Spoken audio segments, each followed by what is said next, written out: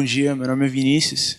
Eu acho que essa questão assim do esquecimento da natureza, como você falou, do esquecimento indígena, se dá a partir dessa selva de concreto que a gente se internou, né, que é as cidades, tal, e a gente acaba esquecendo realmente, tipo, a gente isola, faz de dois mundos, o lado da natureza e o lado da nossa selva de concreto, do nosso ambiente, que é a sociedade branca, né?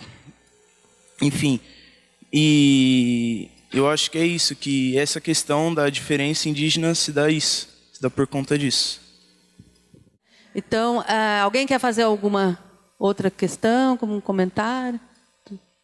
Oi, meu nome é Rebeca, eu sou do 2º B, da Escola Matarazzo, e eu queria fazer uma pergunta para o Alex. Acho que é esse o nome, né, que o senhor falou. É Alex, né? Pelo amor de Deus, gente. Enfim, é que o senhor falou que a maioria do povo fala que vocês não têm religião, mas você tem. E como que é? Se o senhor puder falar. As religiões é uma coisa engraçada que todo mundo um quer fazer a cabeça do outro, né? Nós não, a gente quer cortar.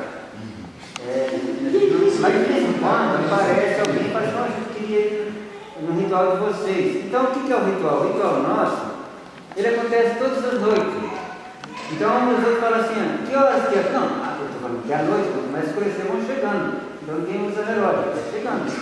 E que hora termina? Não tem horário também, vai começar aí de novo. Então, pode começar às 7 horas, pode começar às 6, pode começar às 8, e daí vai até a hora de acabar. Às vezes pode acabar às 10, às vezes pode acabar às 11, às vezes pode acabar à meia-noite, ou às vezes até outro dia.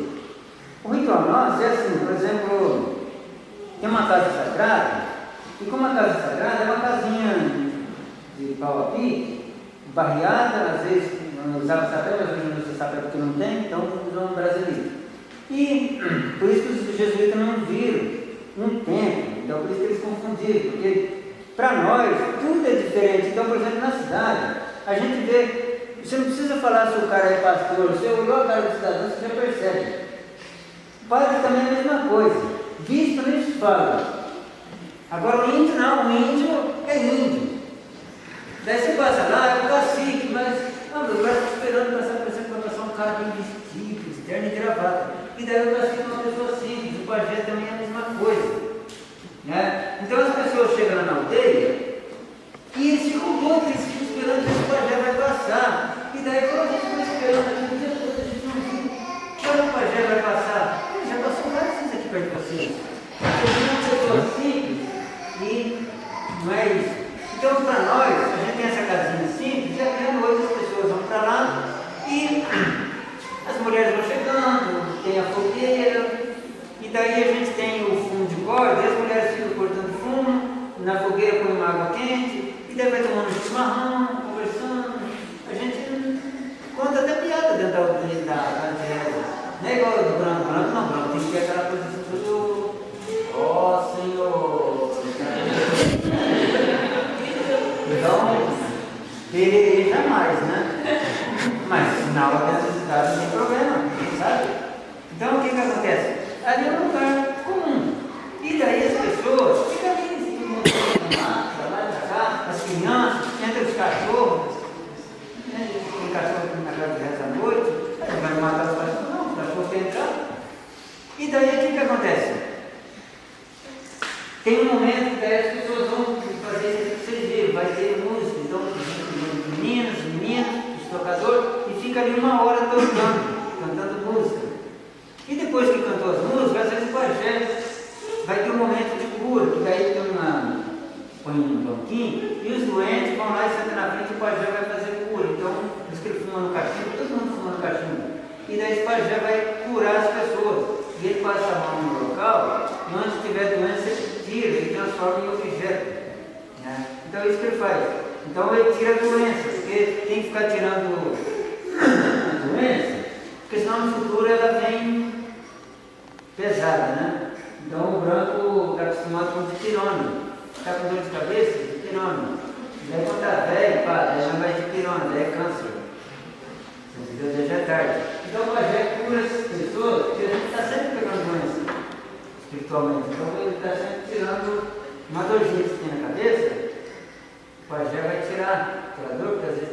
exatamente ele tira. Então ele faz cura.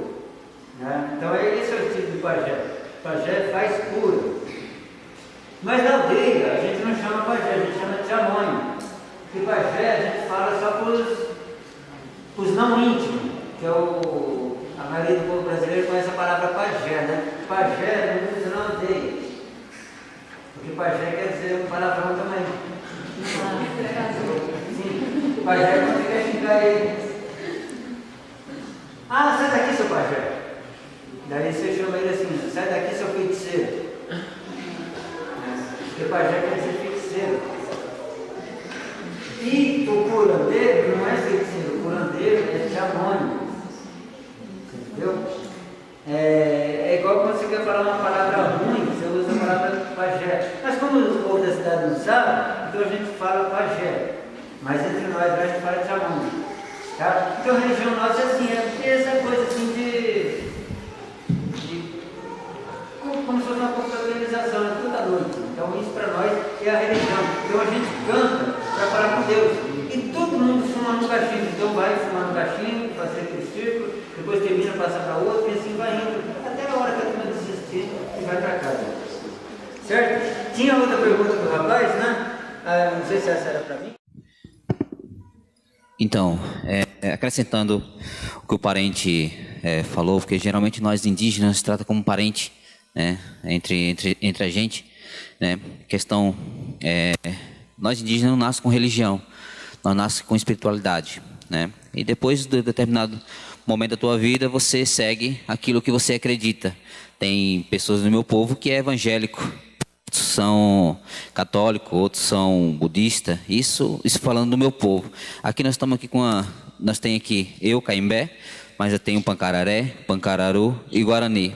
Então isso aqui é uma diversidade cultural muito grande, só em questão de povos indígenas. Aí vamos tratar de outros povos também aqui, de outras pessoas aqui. Imagina a diversidade que tem aqui de conhecimento, de visão, né? Então a religião para nós, no caso falando do meu povo, né, a gente não tem templo, né, do meu povo, nós tem terreiro. Onde terreiro a gente dança os nossos toré, né? Vocês não dançam toré. Guarani é outro nome, não é isso? É isso mesmo, Tonjaro, não é isso? Então, nós toré. Isso é questão do indígena do Nordeste, né? Onde nós não dança da forma deles, a gente dança sempre em círculos, né? Então a gente tem esse instrumento, né? Que é... Quem conhece esse instrumento aqui? Como é o nome?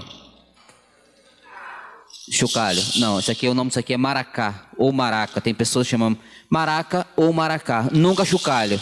Chocalho para nós é um chocalho que bota no pescoço dos animais quando a gente solta ele na solta. Solta o que é? Mato. É um mato grande. A gente pega aquelas vacas, aqueles bichos, bota um chocalho no pescoço. E como é que eu vou soltar ele no meio do mato grande? Como é que eu vou achar ele de novo? Né? Então bota um chocalhinho no pescoço e ele fica trim, trim, trim, trim. Ali tem uma vaca, entendeu? Então é o chocalho, o nome disso aqui é maracá. Então geralmente a gente cultua o nosso Deus, né? Eu sou evangélico, eu uso geralmente a parte do maracá como cultura, né? Mas pessoas do meu povo, nós temos o nosso lugar sagrado que não é templo, é um lugar aberto, né? Um lugar milenar de muitos anos, onde vem da nossa origem, que é um lugar chamado ilha. É um lugar chamado ilha. Ilha, para nós, não é aquele montoeira de terra onde é cercado por água. Não. Para nós, ilha é uma cachoeira que a gente tem, onde tem o nosso sagrado. E geralmente lá tem um pau-ferro, né? Onde a gente adora o nosso Deus Tupã, né? E nessa localidade. Então funciona assim. Nós temos o nosso cântico também.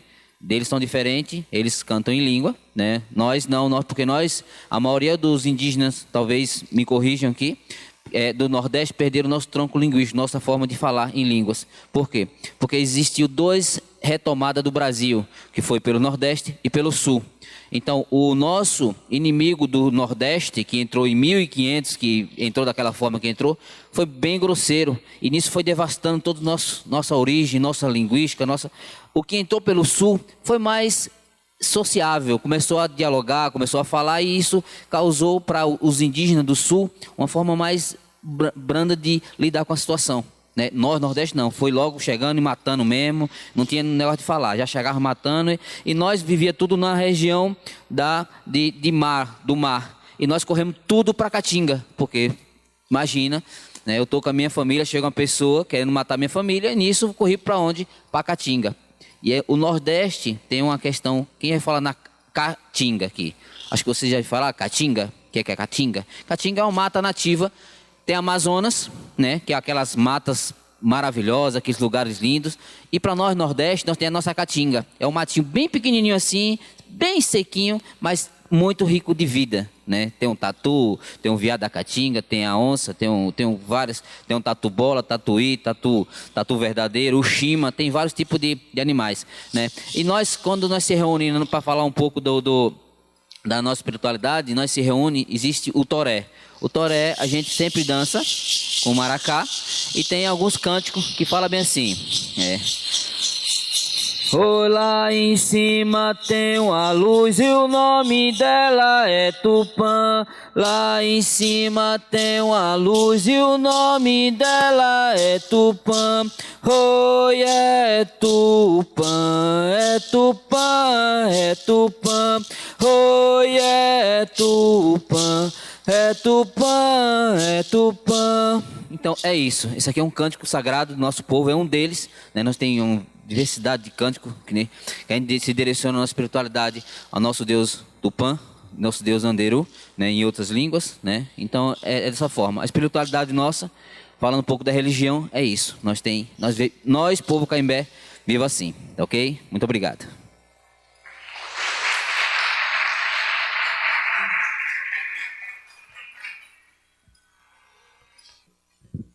Meu nome é Jéssica, eu sou do primeiro C. E eu queria perguntar para a galera do LGBT por que vocês acham que é tão difícil para o povo aceitar a opinião dos outros e o gosto dos outros. Bom, não é opinião, né? Assim, difícil as pessoas aceitarem qualquer coisa que é diferente da norma, vamos dizer assim, do que é tido como comum, padrão. Acho que isso acontece não só com os LGBTs, mas assim, acho que nós temos aqui em comum, com todos que estão aqui, tem isso em comum, entendeu? O modo de vida, por exemplo, indígena é completamente diferente do modo de vida das pessoas da cidade, e as pessoas têm uma dificuldade incrível de respeitar isso, né, de respeitar que eles precisam daquele espaço, de respeitar as terras indígenas, por exemplo. Então, assim, eu acho que a questão não é só uma dificuldade de respeitar as LGBTs, as pessoas LGBTs, mas acho que tudo que é diferente, que não é tido como padrão pela nossa sociedade, entendeu? Um cabelo afro, o Cadu pode falar sobre isso, causa estranhamento na rua, e é só um cabelo, gente. Então, assim,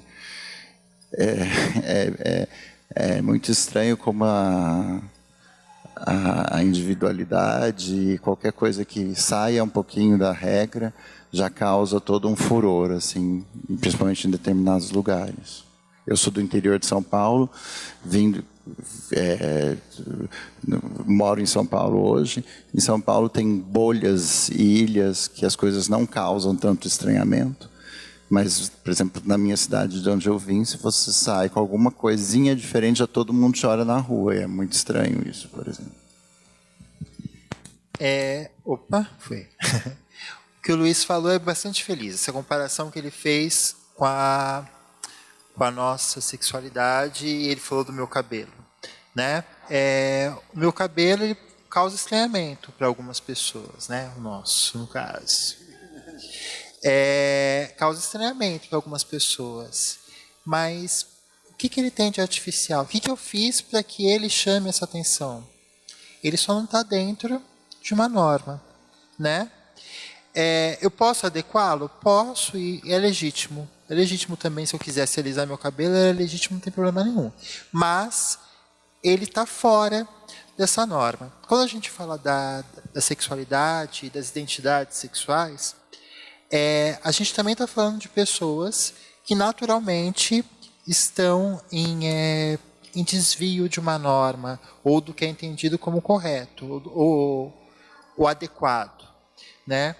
Tem pessoas que estão com um desvio menor, né? Que estão mais adequadas a essa sociedade, né? Que entre nós chamamos de normativos, quer dizer, está dentro de uma norma. E as pessoas que estão mais distantes dessa norma, que são as pessoas não normativas. A escolha que a gente tem entre ser normativo ou não ser é muito pequena. E por isso que eu gostei tanto do exemplo que ele usou aqui do cabelo. A escolha que eu tenho, por mais que eu alise meu cabelo, ele nunca vai ser como o seu. Ele sempre vai ser um cabelo diferente. Pode ser muito bonito, mas é diferente. Então, dentro da sexualidade, a gente pode pensar que nós não nos restringimos a ser heterossexual ou homossexual. Nós podemos ser muito mais coisas. Nós não nos restringimos a ser homem ou mulher. Nós podemos ser muito mais coisas, né? Só que existe uma sociedade que nos diz: você tem que ser desse jeito. Você é homem, tem que ter cabelo curto. Você é mulher, tem que cuidar dos irmãos, tem que cuidar da mãe, tem que cuidar de todo mundo. Aonde está escrito isso, né? Aonde está dito que só as mulheres podem pintar a unha e os homens não? Será que a minha masculinidade ela é tão frágil que uma unha pintada leva ela embora? Então é isso. O incômodo que existe nas pessoas é justamente do confrontamento que você vê pessoas diferentes ou vivendo uma sexualidade diferente, uma identidade de gênero diferente, criam na gente, né? Se eu descubro que não é suficiente ser homem ou ser mulher, se isso é possível para mim, pode ser possível para qualquer pessoa, né? Então, esse instigar que a nossa sexualidade traz acaba sendo atua por um lado muito positivo, que traz um desenvolvimento, um pensamento novo, mas também traz uma violência que nos permeia, né? Que nos envolve.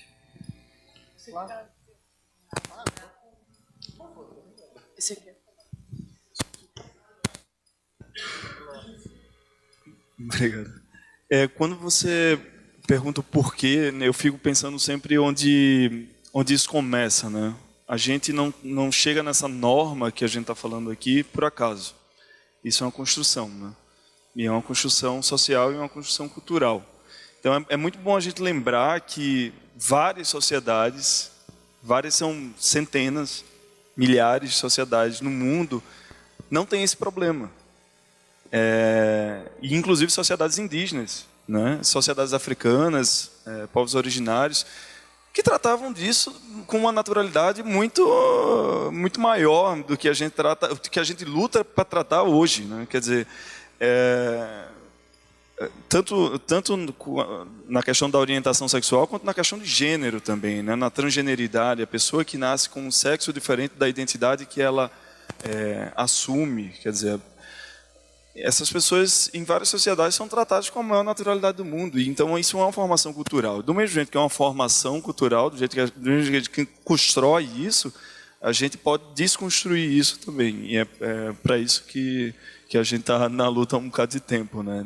De reverter esse processo de engessamento de cabeças, né? Porque é basicamente isso que tem acontecido em 500 anos.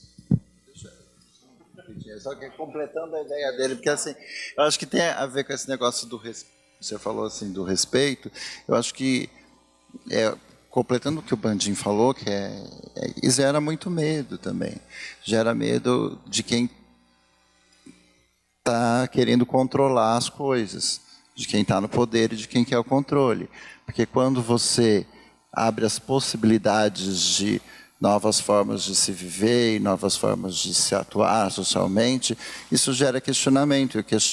Eu falo eu sempre falo, acho que o problema não são as respostas certas, são as perguntas certas, entendeu? Então, quando gera questionamento, você começa a pensar por si mesmo, isso é muito perigoso para quem controla tudo isso que a gente está vendo aqui e quer manter controlando, estão ameaçando até agora controlar através da força, então. Acho que eu queria continuar nesse gancho que ele colocou, porque acho que não é só uma questão cultural ou de opinião. De fato, a heteronormatividade e o racismo são estruturas de poder. Então, a gente não está falando só de alguém que acha a gente mais ou menos bonitinho ou que não tolera como a gente é no dia a dia. Mas a gente está falando de uma sociedade que ela é marcada por essas intolerâncias. A gente está falando, por exemplo, no meu caso, que atualmente tenho trabalhado muito com a saúde das mulheres negras. As mulheres negras são as mulheres que mais sofrem violência obstétrica.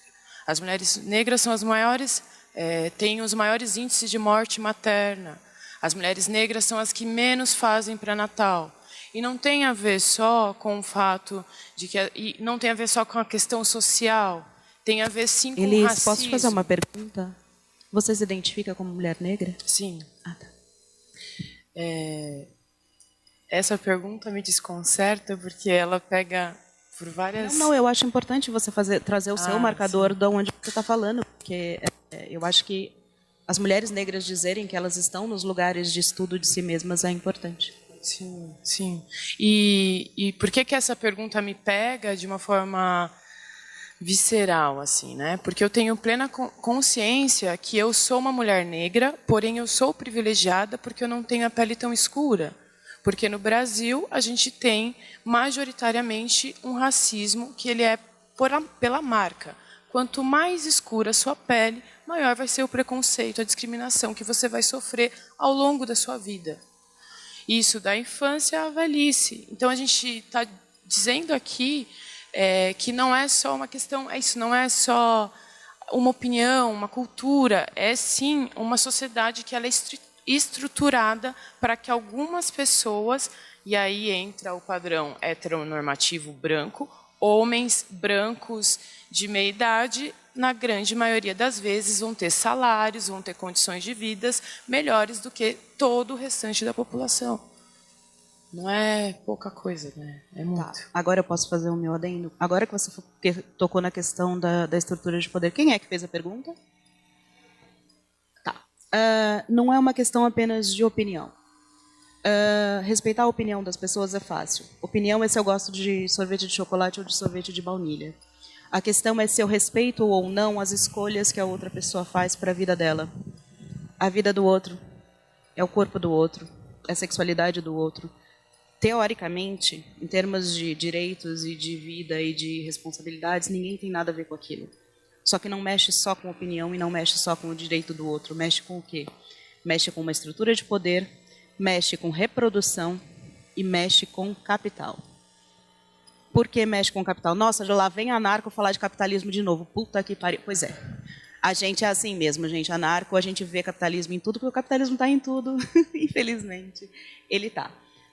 Como é que o capitalismo se estrutura? Ele se estrutura na ideia de que você precisa de trabalhadores para produzir material, o material é vendido, esse material é vendido, ele produz lucro, e valor trabalho que vai para o trabalhador, que é extraído o lucro, aquele pouquinho que você recebe depois daquilo que você trabalhou loucamente para receber, certo? Certo. Sem o trabalhador para trabalhar, não tem o lucro. Como é que você faz para produzir trabalhadores? Como é que se produz pessoas? Gente, como é que se faz pessoas? Sexo. Qualquer sexo? Sexo com camisinha produz pessoas? Sexo com anticoncepcional produz pessoas? Sexo homossexual produz pessoas? Sexo bissexual meu com a minha esposa produz pessoas? Não. O que acontece se todo mundo descobrir que, enfim, as pessoas podem ter uma construção de sexualidade homossexual? Cri, cri, cri, cri, que acontece quando você tem muitas pessoas para trabalhar e um número pequeno de empregos? Lei da oferta e da procura. Lei da oferta e da procura, demanda de empregos é muito grande e o número de empregos é pequeno. O que acontece com o salário? O que acontece quando eu tenho um monte de emprego e muito pouca gente para trabalhar? O que acontece com o salário? Exatamente. Então, por que é interessante que tenha mais pessoas do que emprego para trabalhar? Exatamente. Cada vez que você tem uma crise no capitalismo, o controle sobre a reprodução aumenta. A ideia de que você precisa continuar reproduzindo pessoas, principalmente nas camadas mais pobres, onde os salários são menores, é crucial. E que você mantenha os salários baixos e que você mantenha as pessoas procriando e que você mantenha um estrito controle, principalmente sobre leis de aborto, a liberdade das mulheres e as políticas e direitos para pessoas homossexuais. Por quê? Porque se todo mundo achar que pode, epa, maravilha, que festa do caqui, todo mundo vai virar viado. Agora, todo mundo vai virar viado e todo mundo vai adotar uma criancinha africana, certo? Não, errado. A ideia é que todo mundo continue sendo heterossexual, cristão, não usando camisinha e se reproduzindo. Porque o capital precisa de pessoas para trabalhar. E é assim que essa estrutura de poder funciona. Ou vocês acham que estão vendendo para vocês que casamento é uma coisa legal à toa? Vocês nunca ouviram falar que depois que você casa, 12 meses depois, o número de relações sexuais cai pela metade? Que filhos tiram pelo menos 50% da sua renda? Não é, mas é verdade, todo mundo sabe disso.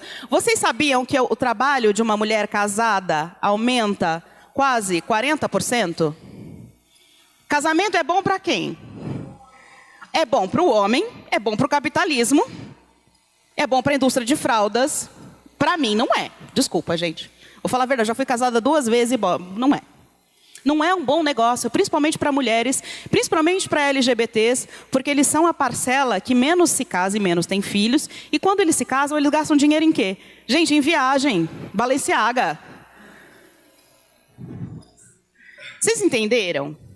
Por que é importantíssimo controlar a reprodução e a sexualidade das pessoas e continuar produzindo contos de fadas e comédias românticas heterossexuais?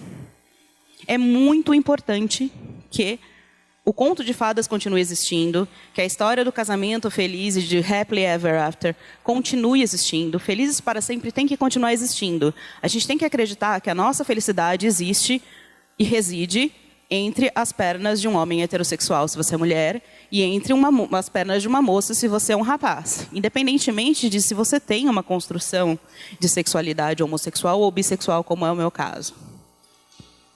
E se você tiver, você tem que reprimir. Porque a sociedade inteira vai dizer para você que isso daí está errado. Porque é assim que funciona o controle reprodutivo do Estado.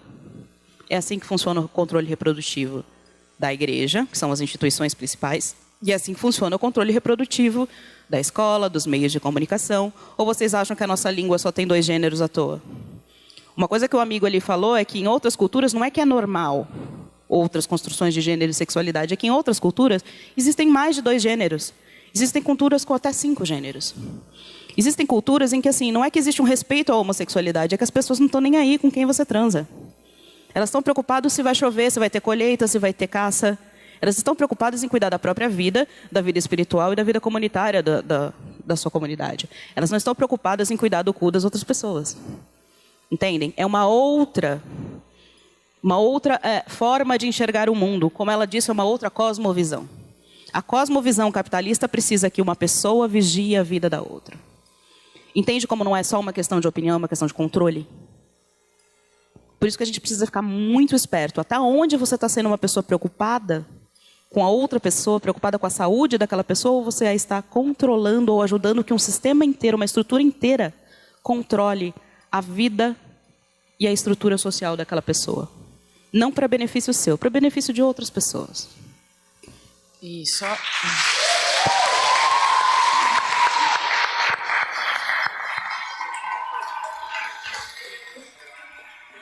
Eu posso só fazer mais um comentário na fala maravilhosa dela, E aí, quando só a ideologia de gênero, desse padrão heteronormativo, só a ideologia racista não dá conta, aí eles matam.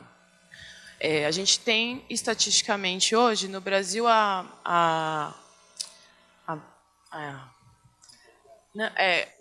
quantos anos a pessoa tem ao longo da vida? A estimativa de vida das pessoas está em torno de uns 70 anos. A população trans tem uma estimativa de menos de 35 anos. Isso não é só opinião, sabe? Isso é uma estrutura de poder. É a mesma lógica. Se você parar para pensar, dentro do mercado de trabalho, as pessoas mais empregadas são homens, dentro da meia-idade, a partir dos 25 anos até mais ou menos 50, 55. Os menos empregados são jovens, negros e mulheres. Mulheres a partir de 40, 50 anos, mais ou menos a minha idade, eu estou com 38, logo eu estou chegando na não empregabilidade. Estão fazendo parte do grosso dos nossos quase 15% de desempregados, jovens, negros e mulheres negras.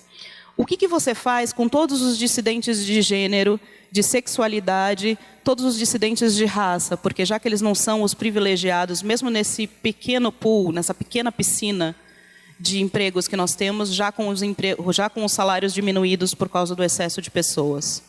Quando tem gente demais, já tem gente demais, já tem excesso, já está dando muito trabalho, muita gente sem fazer nada, já está dando bagunça. O que a gente faz com o excesso? O que acontece na natureza quando você tem um excesso de uma espécie num ambiente muito pequeno? Quem é bom de biologia aqui? E sabe o que acontece com uma espécie quando você tem um excesso de uma espécie num ambiente muito pequeno?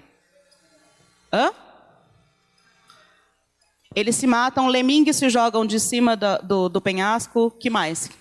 Que outro exemplo vocês têm? Morre de fome. Nós somos muito eficientes, a gente mata a própria espécie. A gente cria sistemas muito legais chamados Estado, por exemplo, que pega a população preta jovem, quando ela está com um saco de pipoca, nossa, uma arma, pá. Um guarda-chuva, não, uma escopeta, não. Ah, não, foi uma briga de trânsito, mata.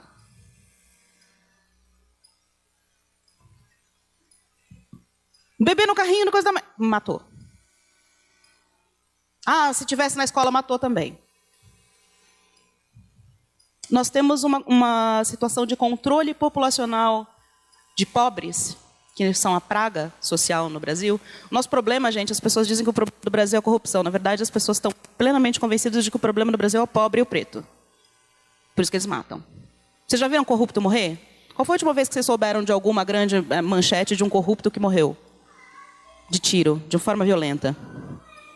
A praga do Brasil estão matando a tiros? Então, o problema do Brasil não é corrupto, o problema do Brasil é pobre e preto. É essa população que estão matando a tiros.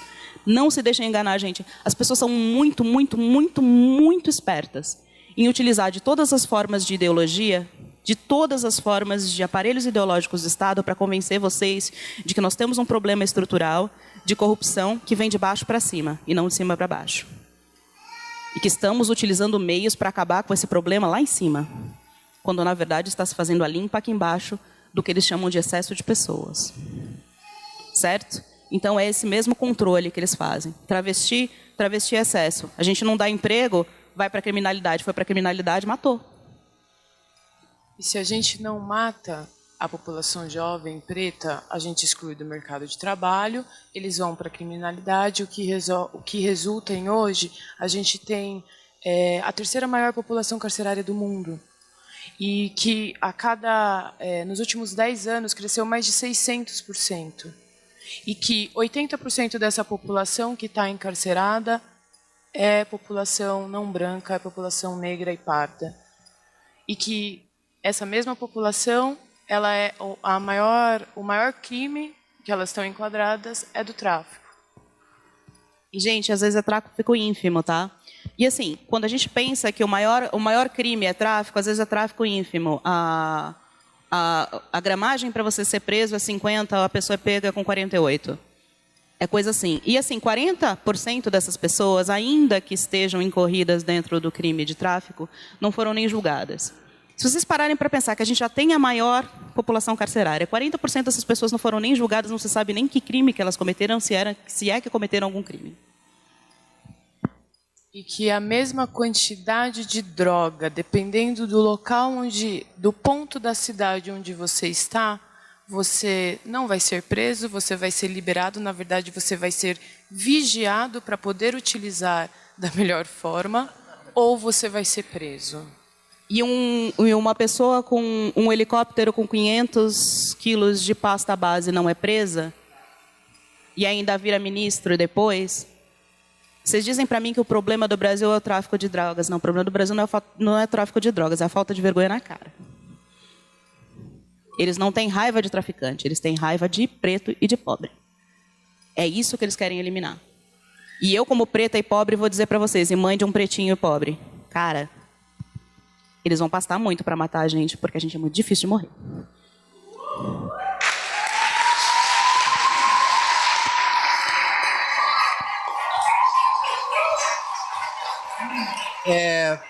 Eu queria colaborar com essa... Quando a gente está falando de extermínio, de genocídio, a gente pensa nesse mais grosseiro, né, que é com a arma.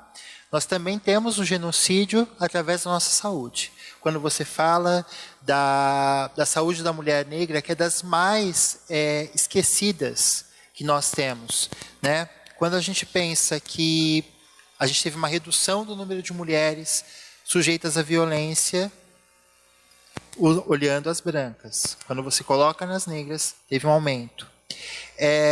Nós chegamos muito perto, falando sobre pessoas vivendo com HIV, nós chegamos muito perto de zerar a transmissão vertical.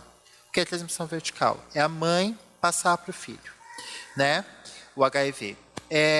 Por que nós não chegamos tão perto disso? Não obtivemos ainda esse resultado? Porque a mulher negra, ela é negligenciada no pré-natal. Então, ela não vai saber que tem o HIV, ela vai transmitir para o filho, ela vai amamentar esse filho, e aí esse filho tem HIV. Entendeu? Nós chegamos muito perto de que as crianças nascessem de mães vivendo com HIV e elas não tivessem. Mas isso é sem querer? Não, é propositado. São essas mulheres negras que vão estar sujeitas. As mulheres negras, elas são mais sujeitas à infecção ao HIV. Por quê? Elas vivem mais relacionamentos abusivos. Já que a gente falou que elas estão mais sujeitas à violência doméstica... eu ia dizer para você que assim, existem várias formas de matar, e uma das formas de matar é você negligenciar a vulnerabilidade. Por exemplo, você está vendo uma pessoa andando na beira do abismo e você está vendo uma pessoa andando num lugar seguro. Qual dessas pessoas você tem que proteger? Exatamente, é a pessoa que está na beira do abismo. É ela que precisa. A pessoa que está no mar alto e a pessoa que está na piscina de criança. Qual dessas duas precisa de uma boia?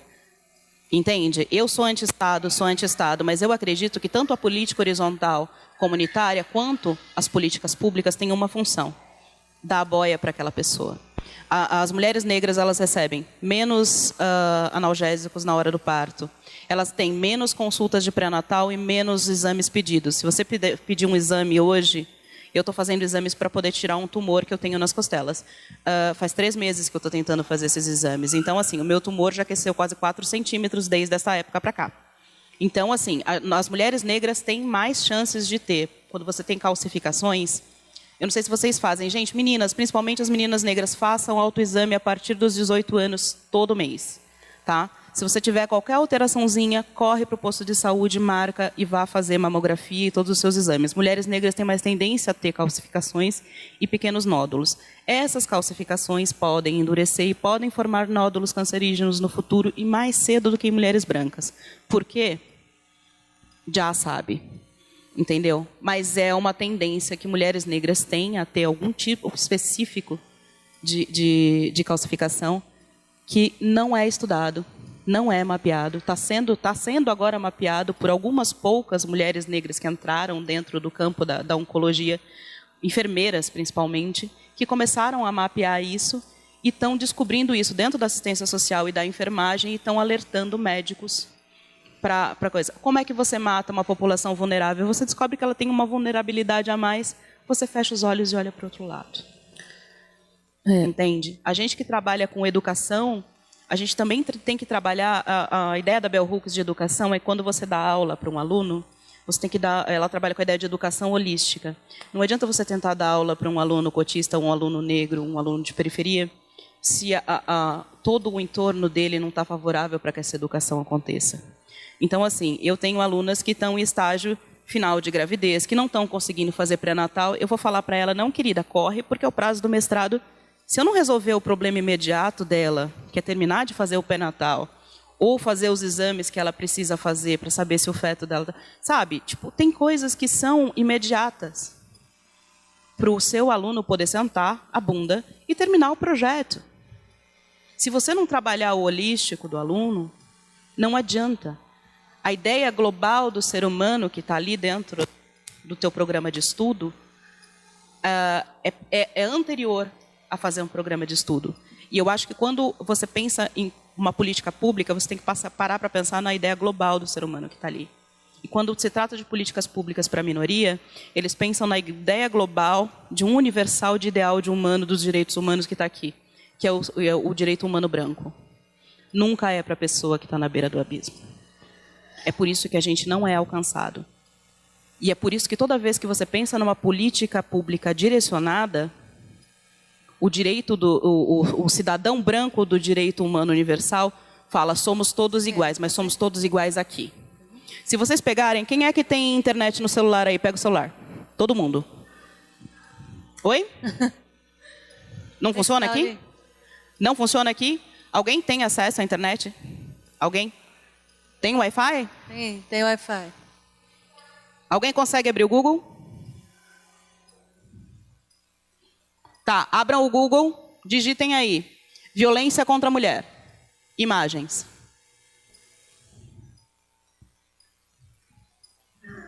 Estamos falando de política pública agora, tá? E sobre formas de matar. Desculpa, eu esqueci o seu nome, meu amor. Moço dos cabelos bonitos. Cadu. Certo. Abriu no Imagens? Quantas imagens de mulheres negras você vê? Conta. Nas primeiras 20. Oi? Todas as primeiras 20 imagens são de mulheres negras. Agora, políticas, combate à violência contra a mulher. Aí vão aparecer todas as políticas públicas e campanhas de diminuição de violência. Toda vez que você tem uma campanha de diminuição de violência, eles reúnem uma equipe.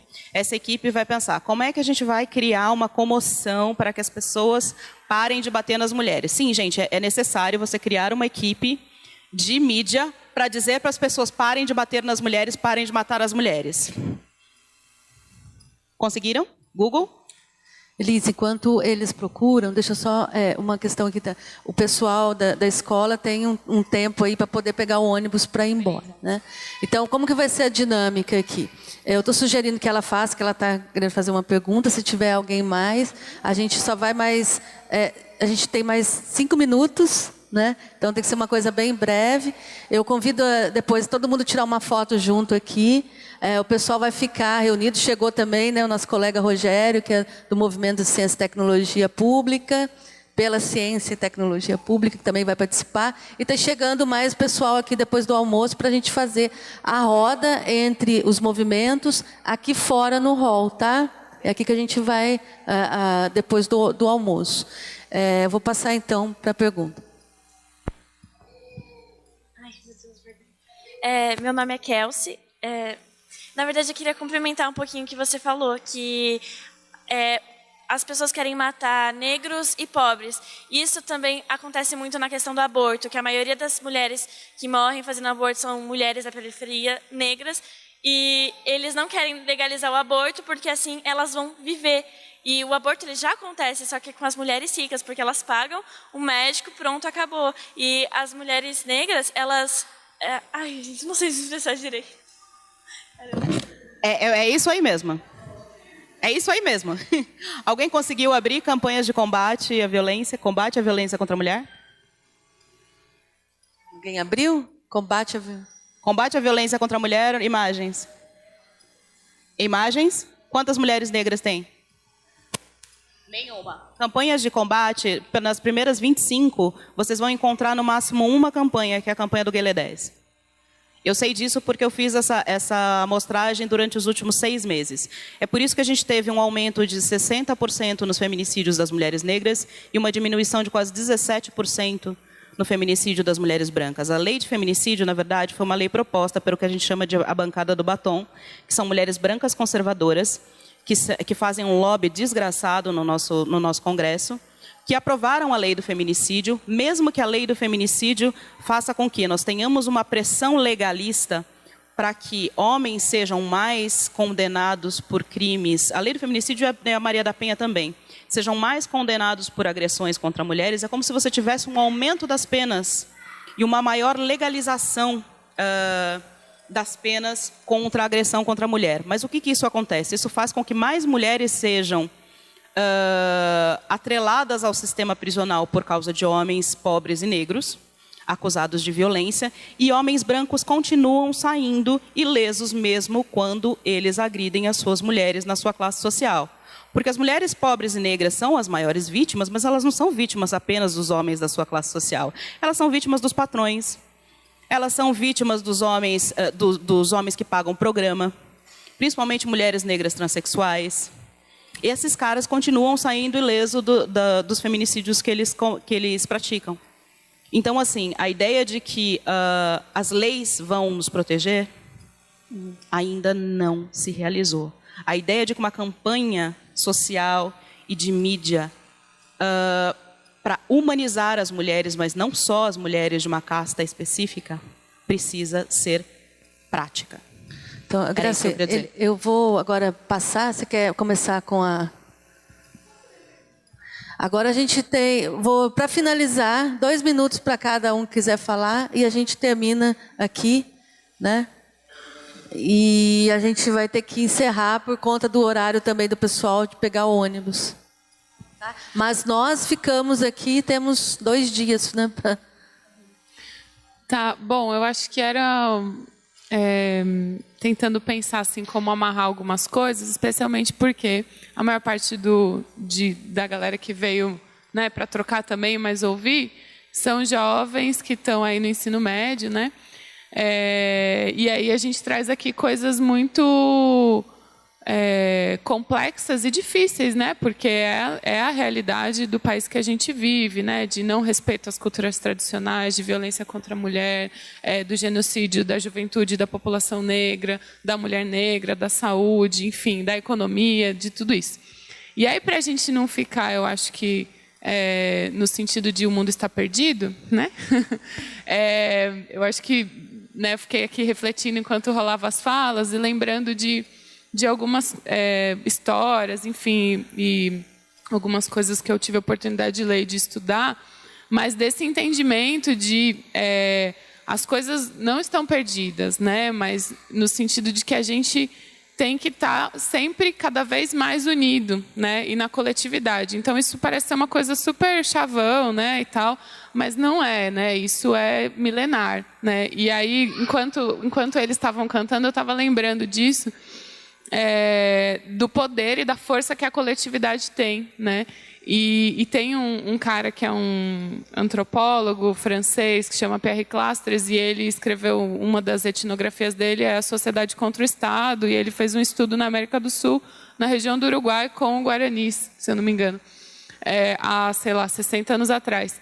E ele, no estudo que ele fez, né, que é um estudo de um homem branco da Europa, mas que eu lembrei agora que ele vai falar que a individualidade é uma doença, né? O que ele conseguiu, parte do que ele conseguiu apreender daquela vivência é de que o individualismo é uma doença, é entendido como uma doença. Então, o que isso quer dizer?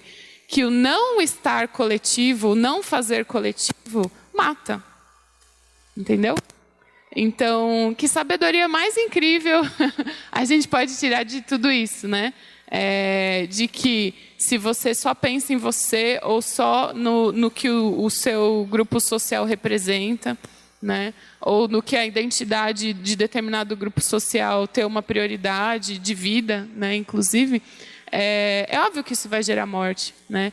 Então acho que de sair com esse pensamento de que o coletivo é a coisa mais importante que a gente pode conservar, trabalhar e manter. Seja ele qual for, né? Seja a sua família, não, mas a minha família não me aceita, eu discordo da minha família. Então, é o seu colega na sua escola, é um coletivo identitário específico que você faz parte ou conheceu. Então, é estar em coletivo e não estar sozinho. Né? Eu acho que aí para todas as diversas pontos aí que a gente falou. E era isso.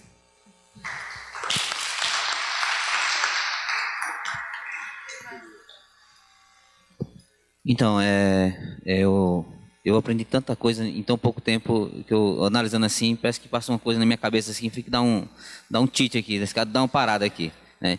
Então, tratando sobre a violência contra a mulher, eu tenho um ponto de vista, né? Eu acho que existe uma história bíblica muito famosa, né, como a mulher adúltera, né, que foi levada até Jesus, né, onde existia uma lei no Antigo Testamento onde falava que era para ser jogado os dois homens, né, as duas pessoas pegam em adultério, existe no Antigo Testamento.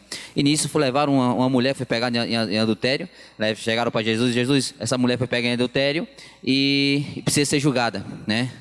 E eu fiquei lendo esse versículo, lendo, e me faltava alguma coisa, estava me faltando um ponto de vista, né? E por que não trouxe o homem junto com a mulher adúltera, né? Existia uma lei para os judeus onde era para ser julgado tanto o homem quanto a mulher, né? E levado à morte, né? E nisso levou só a mulher. Aí eu me perguntei, quem era o homem que estava com a mulher? Quem que poderia me responder isso? Ninguém me respondeu? Você pode ter certeza que era um homem da lei. Você pode ter certeza que era um homem branco. Você pode ter certeza que era um homem que estava sendo protegido por outros homens. Isso é fato, né? Então, a questão desse pré-julgamento, nós já temos essa essência. No nosso, eu posso falar assim, acho que a prioridade aqui no meio entre nós indígenas, não existe isso, porque nós focamos muito a questão natural, natureza. Por isso nós, na questão de homossexualidade, cor, raça, de onde vem, porque tem cabelo branco, amarelo, nós não distinguimos isso. Nós distinguimos o natural. Você é natural, né? Ponto. O seu desejo é natural, o seu ponto de vista é natural, você caminha natural, você come natural. Para nós é tudo isso. Distingue isso. Acho que pode falar com natureza nisso. Então isso envolve muito o nosso povo indígenas. Eu tenho um indígena muito famoso do meu povo que mora na aldeia, nasceu e vive até hoje. Foi o primeiro professor, né, sem ter formação nenhuma acadêmica. Foi o primeiro professor do meu povo. Eu acho que isso, ele já está mais ou menos em torno de 86 anos. Ele é homossexual, é o viado, né, da aldeia. Todo mundo respeita ele. Todos nós respeitamos eles. E respeita com maturidade. Ele fala, ele é o único benzedor na nossa aldeia, né, e nós respeitamos ele muito. Então eu acho que essa questão do que você quer, do que você vai ser, do que você busca, do que você veste, isso para nós, povos indígenas, isso não tem uma visão base. Apesar que nós ainda tem aquele preconceito ainda, tem isolado, quase dois isolados, que chega uma pessoa homossexual ou uma mulher do cabelo ruim, do cabelo bom, mas nós não foca nessa questão. Nós foca o natural.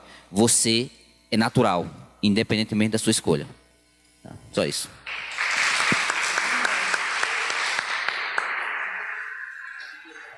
Eu quero dar 2 recados aqui para o pessoal aqui, principalmente para o pessoal aqui da Escola de São José dos Campos. Eu, além de fazer parte da Revolta, eu faço parte de outro coletivo chamado Mães pela Diversidade. E eu queria dizer para vocês que tem uma coordenadora do Mães pela Diversidade. São mães de pessoas LGBTs que se organizaram para formar esse grupo, para defender os direitos dos seus filhos. Tem uma coordenadora aqui em São José dos Campos, que ela chama Adriana. E então, se vocês conhecem, se vocês são LGBT, se vocês conhecem alguma pessoa LGBT, principalmente nessa época que a gente está vivendo, que a gente está vendo várias agressões até na família, procurem a página do Mães pela Diversidade no Facebook, é só digitar Mães pela Diversidade.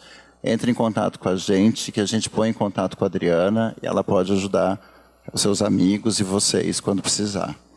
E outra coisa que eu queria passar para todo mundo, é uma iniciativa que começou agora em São Paulo, por causa das agressões que estão acontecendo, relacionadas às eleições, chama ACOD, que é uma plataforma que reuniu juristas e psicólogos para ajudar as pessoas a denunciarem essas agressões virtuais e a lidarem com o baque mental que isso causa. Então também no Facebook é só colocar a COD que você acha essas coisas. É só esses 2 recadinhos.